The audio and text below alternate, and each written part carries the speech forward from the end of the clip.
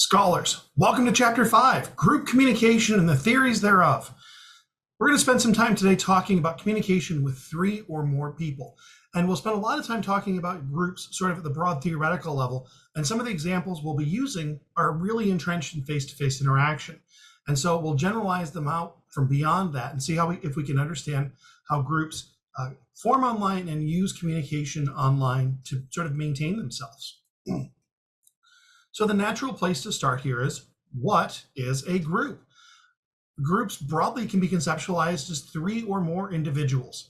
A couple scholars will define groups as anything more than 2 people, but we're going to use the sort of dominant definition within the discipline as 3 or more people for some very specific reasons. In particular, it's a numbers game. When you have one person, it's intrapersonal communication. If you're just communicating with yourself, it's intrapersonal. The other reason we're not going to think about 2 people as a group is really when we have 2 people interacting, we typically think about that as interpersonal or dyadic communication. And a lot of the theories that we have about how 2 people interact will work just fine for 2-person interaction.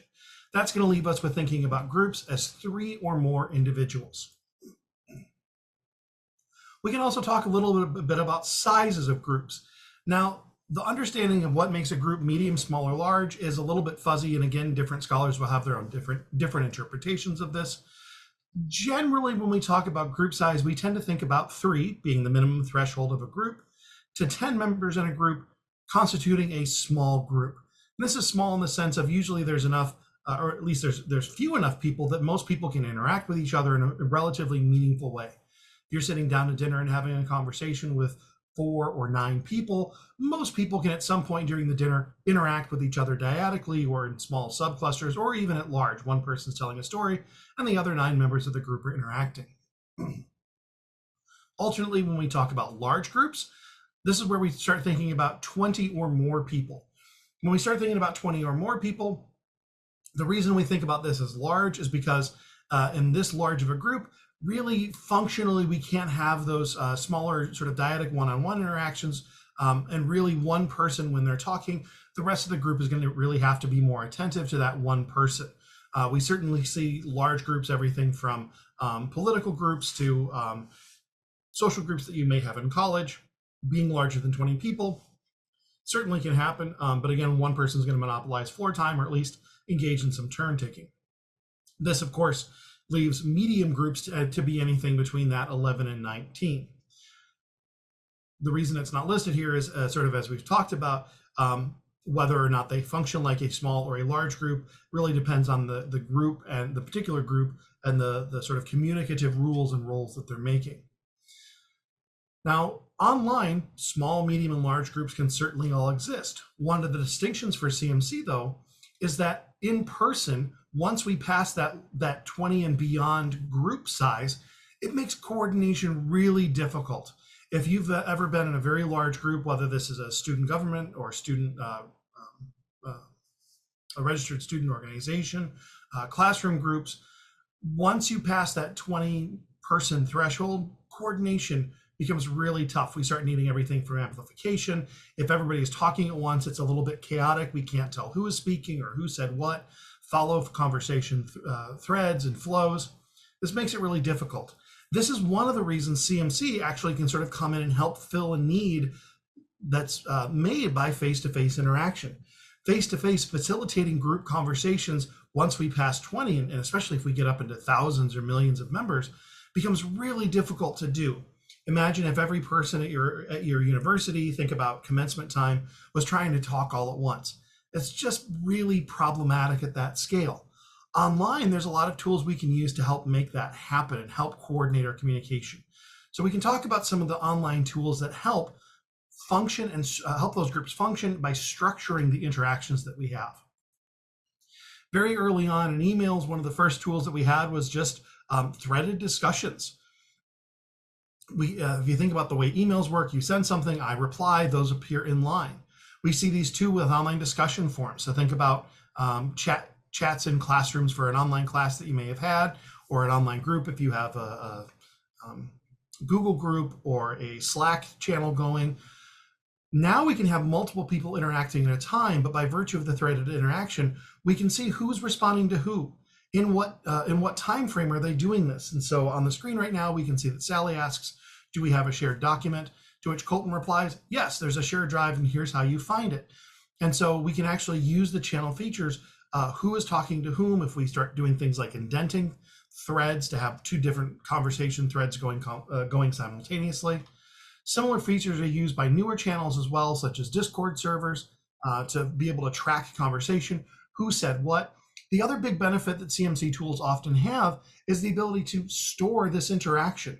So even if there's thousands of people talking all at once, it can be very chaotic. If you've missed something or information later on you want to go find, you can reopen that thread and scroll back up, or use the find feature in the conversation to go back and find a specific utterance. These are really difficult to do online, to do in person. You have to have a really good working memory, or ask someone, hey, I know at last week's meeting you brought something up, can you repeat that? And so CMC allows us to scale up to larger groups, in large part because the channel will give us tools to let us help engage that conversation. And so many of you have probably used a tool like Wikipedia, which actually involves a large number of Wikipedia editors going in to collaborate on this tool. And the way they do this is by many of the tools that Wikipedia offers. So any Wikipedia page you go to, in the top right corner, there will often be a little talk button. And this is a sandbox. This is a free space, not in the actual article itself, where people can talk, where contributors can talk through contentious issues. So if you look at the Iraq War from 1991 until 94, the talk function gives a space for people to talk through what was the cause of this, what was the intention of this. It's a really contestable issue. There's some concrete answers, but also a lot of opinions, and it'll let those users work through that and then bring out sort of the resolved answers or the agreements or compromises into the actual article itself. This is something that we really contentious to do if we had 10,000 people all talking about what was the cause of the Gulf War. So a lot of online channels will give us tools and give us affordances that make group interactions at scale much more possible and plausible than offline face-to-face communication will. Now at this point, you may be asking yourself, what's the difference between a group and an organization? And in some ways that distinction isn't really critical when we talk about group communication theories, because the theories of group communication will often work in a lot of organizations as well. But there are some key differences to keep in mind. As we talk about these, think about people at a bus stop. Is this a group? Is this an organization? Or is it even something else? What constitutes a group? Often groups have a couple features that organizations do not have. So backing up a step, what is a group? The National Communication Association Group Communication Division notes and defines that groups can include a lot of different purposes and a lot of different types of groups. Groups can form for work teams, families can constitute groups, religious groups, educational groups. Groups can even occur for recreational activities. Notably, none of this sounds like people waiting for a bus stop so far. So if that's what a group is, how's it different from an organization? Groups differ from organizations in a couple different ways. First of all, groups tend to have much more permeable boundaries than organizations do. In other words, it's a lot easier to enter and exit a group than an organization.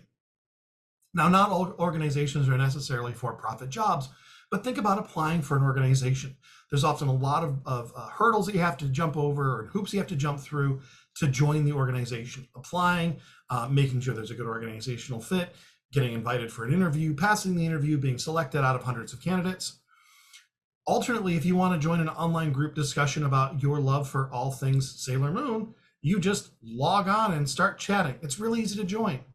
Likewise, it's really easy to disentangle yourself from a group, particularly online. You just stop posting, stop going, stop contributing. Whereas disentangling yourself from an organization may be more complicated. Even if you just quit your job in the middle of the day, you still may have to do things like converting 401k packages or retirement plans, dealing with the fallout of now losing healthcare that was associated with that job, interacting with coworkers. Hey, you didn't show up for work today. So getting into and out of groups, much, much easier than getting into and out of organizations. Second of all, groups tend to lack the formal structures that define organizations. So if you think about an organization of which you're a member, there's probably a boss or a supervisor, as well as people that are subordinates and following orders and the mechanisms that the boss is putting in place. Groups tend to lack that. There may not necessarily be someone in charge. And so if you think about some of the work groups that you've been a member of for your classes, who's in charge? There may be someone that sort of naturally rises to take a little bit of control or take the lead, but no one in that group is necessarily formally in charge of the others. You collectively have to come together and agree on rules and norms and policies and work together. Lastly, groups tend to have a shared identity, and we'll talk more about this in a second, but the sense of us. And here's where our bus stop example somewhat falls apart. If there's a large number of people waiting for a bus, we don't necessarily see ourselves as a collective of people. We're all individuals that just happen to be at the bus stop together. So much so that if a bus comes along and some members of the bus stop get on the bus and others don't, the people that got on the bus are not going to stop the bus and yell to the bus driver, hey, that guy didn't get on. In fact, there's lots of reasons that person may not have gotten on. They may have been waiting for a different bus. They may be waiting for a friend who's coming and they want to ride the bus together. They may have just been using the bus stop as shelter for inclement weather. So there's lots and lots of reasons that they may be at the bus stop. But in doing so, we lack that sort of social collectivity, that sense of us.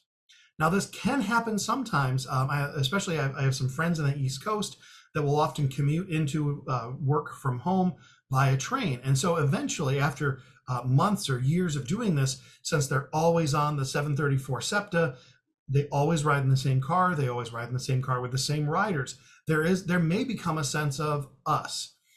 But that's a real extreme sort of nth level of this. If you're just passing by a random bus stop and there's a collection of people, they're certainly not an organization. There's no formal structure. And it also probably isn't even a group because of that lack of shared identity.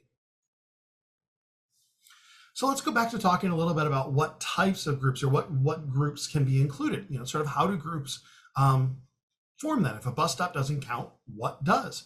And groups can form, as the NCAA definition told us, a lot of things. One of the most common ways we think about groups is fandoms. Maybe you're a fan of Wrexham football, maybe you're a fan of your college sports team, your hometown sports team, the professional sports team near you.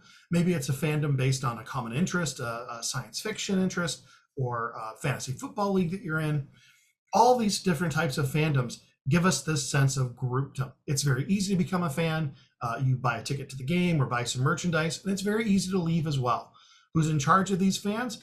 There may be a fan club, but that's an organization with a defined leader in it and a leadership structure. But just being a member of the club, and maybe that sort of goes back to more group levels. Again, if you go to a Comic-Con, there's lots of fandoms there and lots of groups, everything from groups of science fiction and comics to specific fandoms within that. So DC versus Marvel comics, and even within that, the subgenres.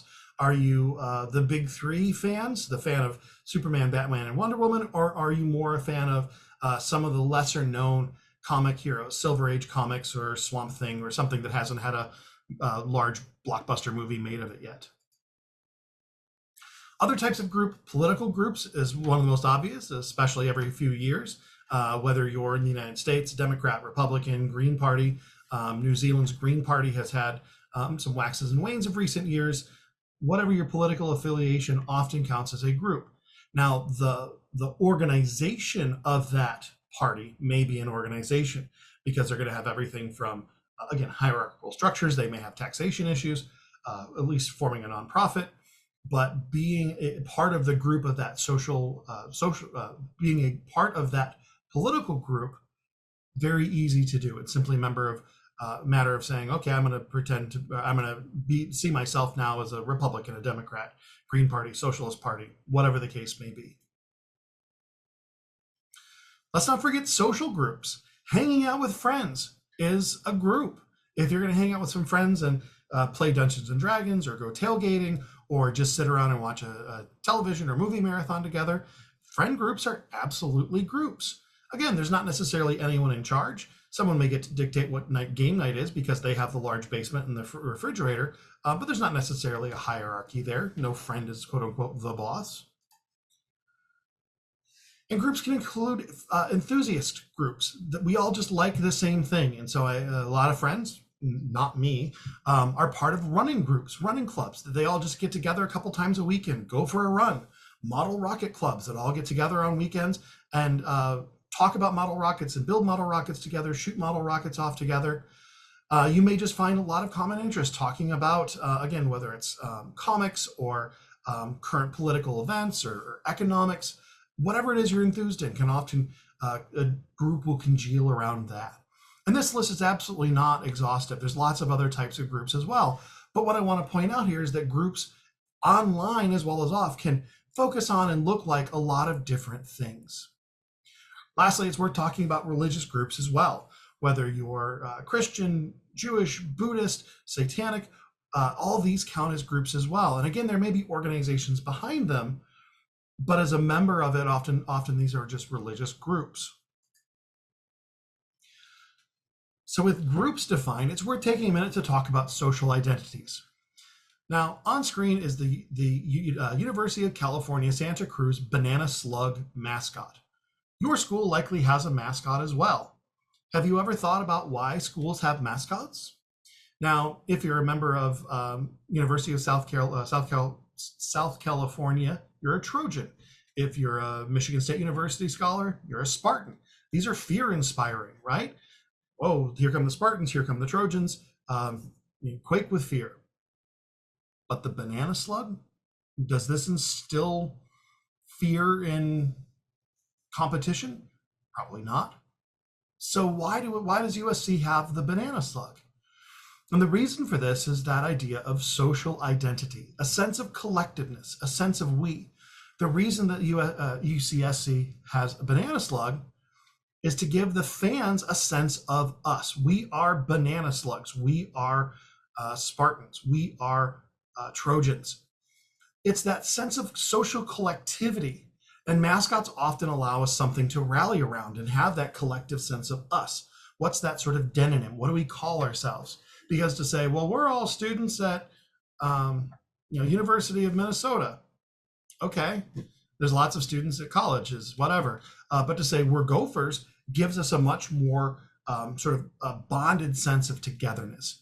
And oftentimes one of the biggest defining features of a group is that collective sense of us. It's not just a bunch of individuals waiting at a bus stop or showing up to the same office building on a Tuesday or Monday, depending on when your week starts, but rather a sense of not even necessarily camaraderie, but social collective. That sense of we are together, and there is a sense of we rather than a bunch of individual I's. Often that social identity taps into a social category. So we look at things like Scouts of America, Boy Scouts, Girl Scouts. To say I am a Girl Scout infers a lot of other information about the person who said I am a Girl Scout. By virtue of knowing your social category, we can sort of start telling some things about you. The values of Girl Scouts and Boy Scouts respectively, that you've worked for some achievement, that you're part of this collective. So we can start making a lot of assumptions about you. And assumptions and stereotypes are not always positive, but it does provide us some heuristic information to start guiding early interactions. If you meet someone and you find out that they're a big fan of classic literature, okay, so they can read, they read bigger books with bigger words and more erudite terms, starts giving us some things. Oh, so what are your favorite books? Let's talk about that. It gives us some easy things to start talking about. And it also may give us a sense of, would I like this person? Why, yes, I do like someone who really enjoys readings and is a real bibliophile, a big fan of books, versus, that's not really my person. The other reason social categories are really important for group communication is since it appeals to the social category, guides a lot of behaviors and psychographics. How should we think about something? How should we feel about something? And so this is really easily seen if we talk about politics. In the United States, if we talk about Republicans and Democrats, and someone tells you that they are of one party, you quickly overlay a lot of the normative assumptions you have of that social category onto that individual. What do they believe in? How do they act? And how should I interact with them? So if we know a little bit about social categories, we can start talking about some of the theories of online group interaction. One of the dominant theories about group online interaction is SIDE. SIDE stands for the Social Identity Model of De-Individuation Effects. And to trace the history of the social identity model of de-individuation effects, We have to go back to Gustave Le Bon, a French philosopher in the late 1800s. Now, Le Bon was French and was reading through his recent history in 1895 and came across the French Revolution, which was interesting for a lot of reasons. But the question that really sort of gnawed at Le Bon was, why were people acting so differently during the French Revolution as a group than they would have alone? People during the French Revolution were doing everything from building barricades to engaging in larceny. They were breaking into shops. Why would people do this when on any other day without the revolution going on, they would not have? And so Le Bon asked himself, qu'est-ce que c'est? What's going on here? And what Le Bon realized and theorized, and we've since had great empirical support for this, was that these individuals, when they were in this great social collective, when there was a revolution going on all sides of them, stopped being individuated. They stopped seeing themselves as these unique individuals. In lieu of that, without that I am me and here are all the unique characteristics that make up me, what was left to guide them was all those social identities, all those social categories that they had. Without being me as an individual, I must be a group member. And the group membership that was really active, that was made active because of the French Revolution, was being a revolutionary. So you have a lot of social identities at any given time. You may be a student, you may be a fan of X sports team, you may be a scholar, you may be a family member. So at any given point, your identity is made up of lots of different social identities. But when your unique identity is suppressed, and that social identity is sort of raised up and made salient, that's when we start acting based on the group norms rather than the individual norms. So if you think about this in the sense of sports teams, you may not usually be a very violent or impolite person, but you're at your favorite sporting event surrounded by a crowd of like-minded fans. And suddenly you find yourself screaming, break his legs. Why would you do that? You would never walk down the street and hope that someone broke another passerby's legs. But suddenly, because that's that type of yelling and that type of sort of sports talk is more acceptable given the social identity of fandom, your individualism is suppressed. You're not as worried about consequences of your actions or the antisocial, anti-normative behavior. And so you let that social identity lead. And this is really where Le Bon came in, as he said, when we are de-individuated, when that individualism is suppressed, the social identity guides our behaviors. And this became a big jumping off point for group research. One of the big next contributions that came along was Philip Zimbardo in 1969. Among several other experiments about this, Zimbardo was trying to understand compliance to authority and sort of accidentally made some really interesting realizations about group behavior. And so one of Zimbardo's more famous experiments was he went to New York University and was pulling in co-eds, female scholars, and was having them come into a room and say, we've got another co-ed in the next room. And we're going to put a bag over their head and we're going to put big heavy clothing on you so that you don't really know who they are. They can't see who you are. We'd like you to administer an electric shock. And the more you turn this dial, the more it will shock the person in the next room. Now, as a sidebar here, the person in the next room was actually a Confederate. It was someone lab assistant working with Zimbardo. There was no actual electric shock. This person was in on the game and knew that when that dial was turned, they should just start screaming and sort of thrashing around as if they were being shocked. But again, the participant didn't know this. And so Le Bon brought in individuals, these co-eds, and said, there's this other co-ed in the next room. We'd like to administer this shock. And was measuring how long and how high a level of shock was administered. What got really interesting, though, was when he started to bring in sorority women. Bringing in sorority women and saying it's not just another female NYU student, but another sorority woman in there, not necessarily of their sorority. The shocks that were administered were less severe and less long, not as long as in duration. Why did this happen? Because even though these individuals were in both sides, were sort of de-individualized, that personality, the individualism was taken away, now the group effect leads. Oh, that's another sorority member just like me. And we don't want to hurt people like ourselves. Alternately, that's not a sorority member, that's just some other random NYU co-ed, and so we're going to administer longer and more severe shocks. We've seen replications of this study many, many times in many ways, and it's been a really robustly supported effect. Finally, we actually get into SIDE, and this is where Riker, Spears, and Postmus in 1995 formally proposed the social identity model of de-individuation effects. And sort of pulling all of this together, what they note is online, kind of drawing from the cues filtered out paradigm, there's not a lot of cues to individuate individuals. Without a whole dump of information that we typically would get face-to-face, most of what we see when we interact online tend to be group cues. And so if you think about things like maybe the email addresses by which you're known, if you're Michigan State University fan 474, or even by virtue of having the @msu.edu, that tells us more about your social category than it does about your personal self. And so Riker and colleagues said, online, a lot of our individuating cues are suppressed, leading to de-individuation, and that gives rise to a rise in conformity to social behaviors and norms of our relevant social category. And we've seen this manifest in a lot of different ways and drive a lot of different things. So think about your sports fandom and sort of the offline example. Again, why do you go and engage in these group cheers if you're at a Diamondbacks baseball game? Because other Diamondback fans around you as well. But when we go online and you're in a chat forum or Discord server about the Diamondbacks, you're very pro Diamondback. And so you get very much attached to these social categories and this social category, the social norms associated with it. And so are much more willing to be very antisocial or mean or trolling or flaming fans of other baseball teams. If you're in this chat forum for Major League Baseball and see a fan who is an Angels fan, Angels are not the Diamondbacks, and so we immediately say, your team sucks. Likewise, and sort of returning back to the roots, again, face-to-face example.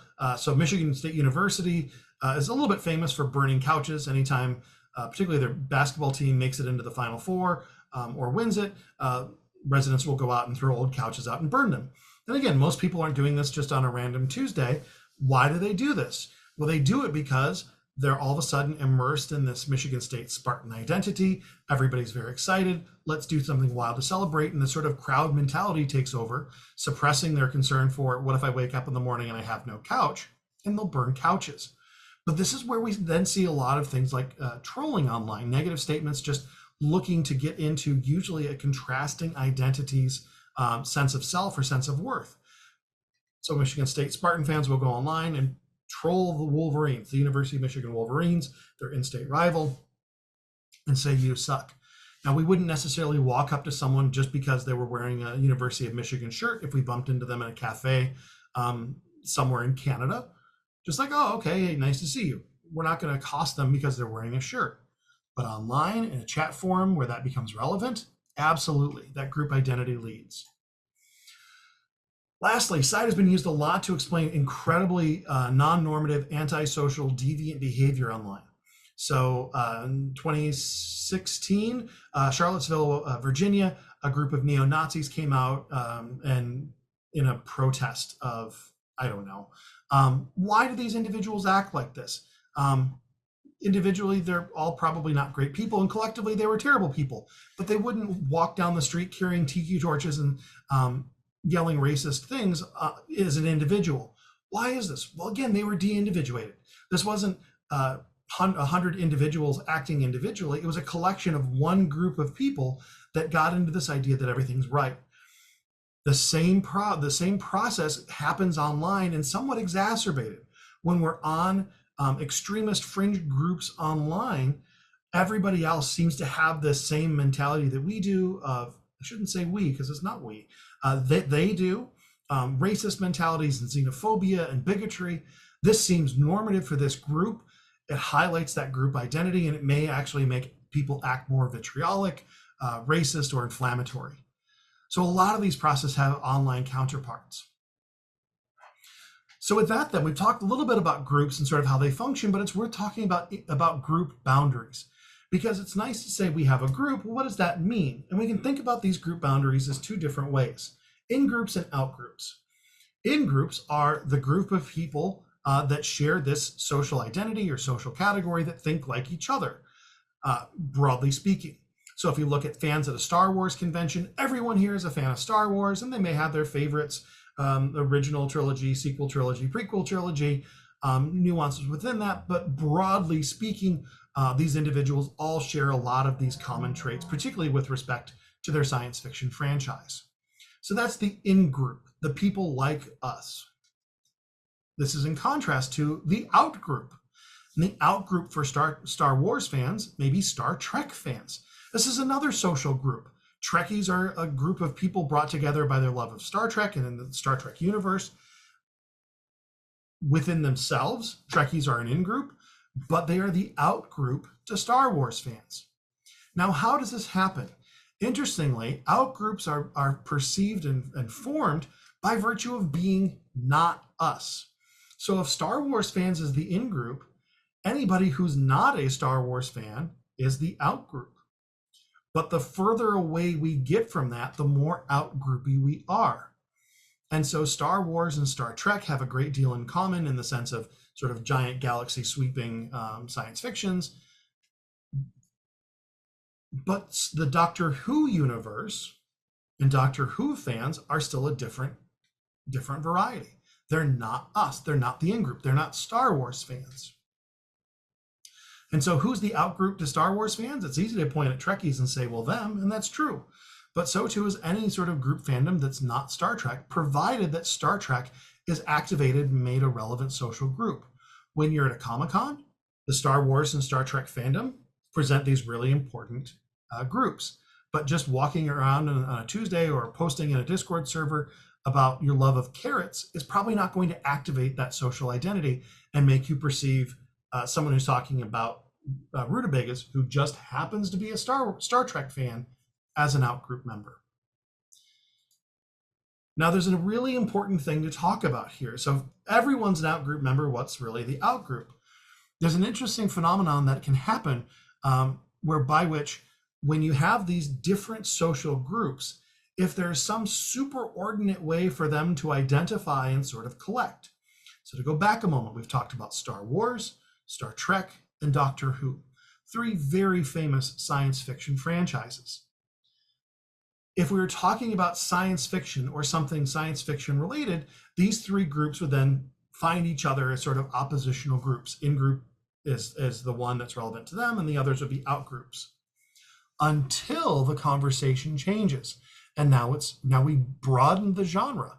And now if we start talking about science fiction versus fantasy, now all of a sudden the Star Trek, Star Wars, and Doctor Who fandom collapses into science fiction. And the outgroup to them may be fantasy. Because dragons and dragon riders and magic and wizards and warlocks, very much not in Star Wars, Star Trek, and Doctor Who canon, at least most of them. So these are sort of silly examples to help illustrate, but we've seen these manifest some really interesting ways. Martin Tannis is a researcher doing his PhD at the Free University of Amsterdam, VU, and was trying to look at some of these side effects. And so he started talking to, doing some surveys with students at the Free University of Amsterdam, and also the University of Amsterdam, another large research institution in Amsterdam, the Netherlands. And he found something really surprising. There wasn't the intergroup difference and intergroup animosity that he expected to find. Why not? So he dug a little deeper, and what he found out was there was a lot of dual enrollment, students at VU taking classes at Amsterdam, University of Amsterdam, and vice versa. They're in the same town, it's public transit, so it was very easy to get from one campus to the next. They're just a few canals away. And it allowed students to dual enroll or take classes or have friends very well there. And what he found was that the social identity of being a free University of Amsterdam student or University of Amsterdam student wasn't as salient as just being a college student in Amsterdam. And at this point, the superordinate identity of Amsterdamian college student was really the thing by which those students identify. I'm not a VU student, I'm not a UA student, I'm just a college student in Amsterdam. And so these boundaries between in-groups and out-groups are not necessarily fixed things, and oftentimes are really relative. Again, your fandom for Manchester United or Arsenal is really important when they're playing Chelsea, another football team. But as soon as we start talking about what's better, English football or American football, all of a sudden those groups in the Manchester United and the Arsenal and the Chelsea teams all collapse into British football to rally against American football. So far we've talked about groups really broadly, and again, there's a sort of unlimited number of potential groups and categories that can emerge. We need some framework to understand types of groups. And one of the better, more fundamental ways of understanding groups has been laid out either common bond or common identity. In a common bond group, the thing that's holding the group members together, that's keeping them all aligned, tend to be the relational bonds. It's not really the topic that we're discussing, but our appreciation for each other. And so the web series The Guild did a great job of sort of portraying this. This is a story of 6 individuals who all take part in a guild online. They're playing a role-playing game and have, at least at the beginning, have never met face-to-face, but they all like playing with each other. We see a lot of online guilds play just like this guild, where it's a group of people that just like hanging out together and playing together. And in fact, a lot of guilds will actually transcend games. They'll move from World of Warcraft into Fortnite and into other games as well, because it's really the individuals that keep the group bonded together. And so if you think about your friend groups that you have, or Snapchat groups that you have, a lot of us will have these where it's just a text group or a Snapchat where there's nothing really meaningful we talk about. It's dumb jokes and memes. But what we're really doing is reinforcing the common bond that we have. We're staying in this by virtue of we all like each other. This is in contrast to a common identity group. This is a group where we primarily stay into it. Our membership is defined by virtue of all having this shared social identity. And so you'll see a lot of groups on things like subreddits that are defined as sort of common identity groups. So the Pokemon Go subreddit, anyone in there is there by virtue of their appreciation or liking of the mobile game Pokemon Go. This is not to say there are not friends that are all in the Pokemon Go group, or even that necessarily interact. This is possible, but rather the thing that keeps people in this particular group is their shared identity of Pokemon Go players. We see a lot of these groups online and a lot of spaces for these groups, everything from chat forums to social support discussion groups, Discord servers rallying around a common interest, fandom, brand identification, anything where we're coming together not based on the individuals in that group, but rather our appreciation for that collective, that thing that collects us, that collective identity is a common identity group. So this is a nice understanding of what these 2 different types could do. Then there's a question then of what does it take for a group to even manifest? And the answer is surprisingly little. In something known as the minimal group paradigm, sometimes in absence of other cues, the smallest bits of information and data can actually be used to create a sense of group identity. And so Sharif in the 1960s did this great study where a group of campers were showing up to camp for a week. They were bussed in every day, Monday through Friday. They got off the bus on Monday, and the campers were all handed shirts. Some were handed red shirts, some were handed green shirts, blue shirts, yellow shirts, etc. It's at random, just whatever order they get off the bus, you're handed the next shirt in the pile. Nothing else was said about it. And sure enough, very quickly, the kids at camp started clustering based on these the shirt colors. Green colored shirts had lunch together, did activities together. Yellow colored shirt kids had lunch together, played together, did activities together. None of the counselors said anything of it. None of the camp activities made any deal of it and said, okay, yellow group, come this way. The kids, the campers, naturally clustered. Moreover, they demonstrated animosity towards the other group. So here you got this table of green shirt campers. A yellow shirt comes to sit with them. They tell them to go away, sit with your own shirt color. Completely arbitrary. Now here's where it gets really fascinating. The end of the first week, all the campers turn back in their shirts. They're washed, they're cleaned. The next week of camp comes along. The second week, Monday, they get off the bus. Camp counselors hand out shirts again, random order. So some of the kids, a few of them, get the same shirt color. Green kid last week, green kid this week. Most campers change colors. What happens? Immediately, again, cluster based on shirt color. green clusters with green, yellow clusters with yellow. Again, animosity towards those other shirt colors. You can't sit with us, you're a blue shirt. Even when it was a blue shirt who was their friend sharing a shirt color last week.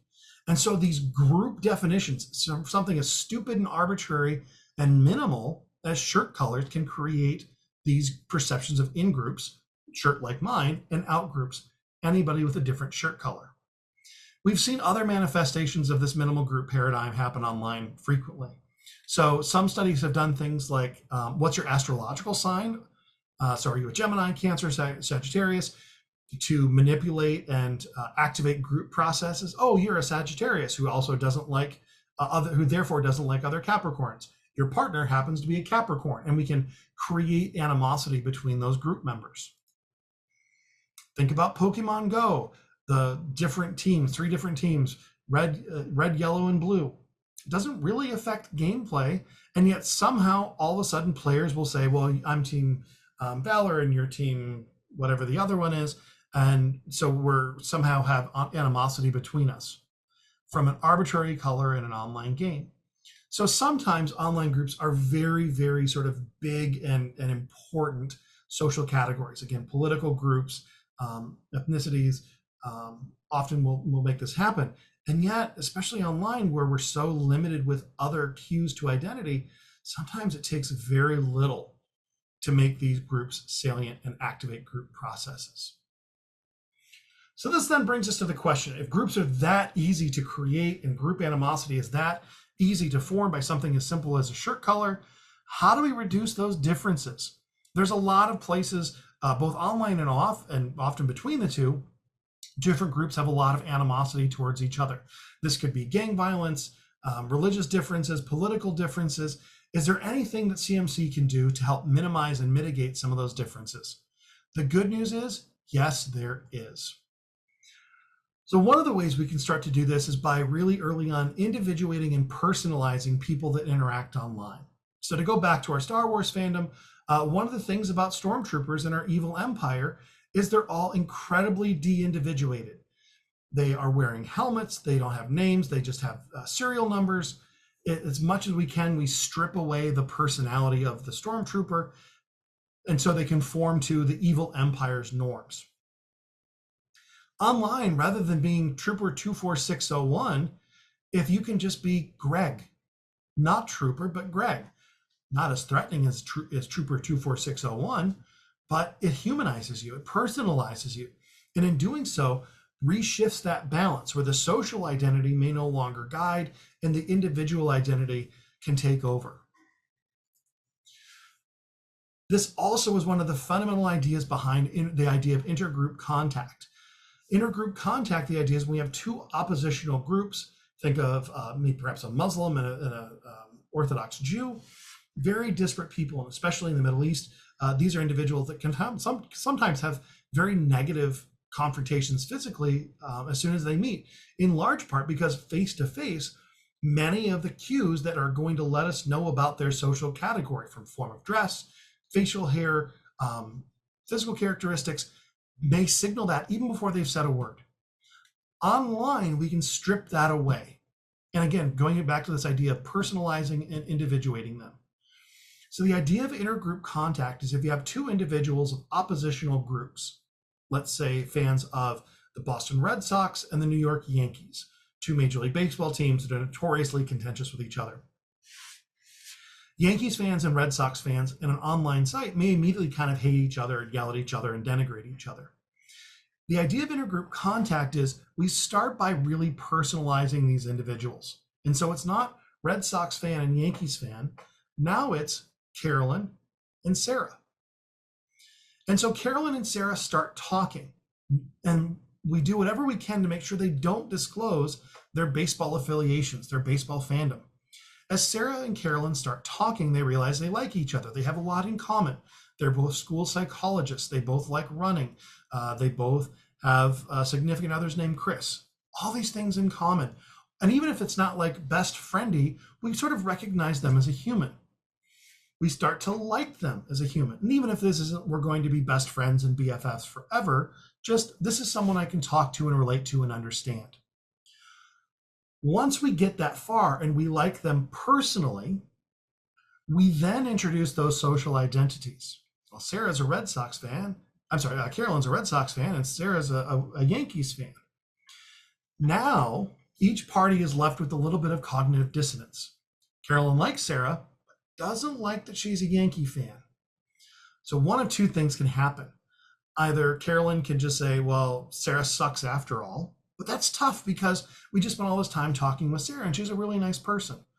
Or maybe not all Yankees fans are bad. And that's the idea of intergroup contact. We can, especially online, we can use some of the systems features of CMC to minimize the cues that may make those group differences more obvious and overt. And by minimizing them, give more time for individuals to interact interpersonally, so that when the group categories are introduced or reintroduced, the group categories are not driving those interactions, but instead the interpersonal interactions. We've seen some great data supporting this online.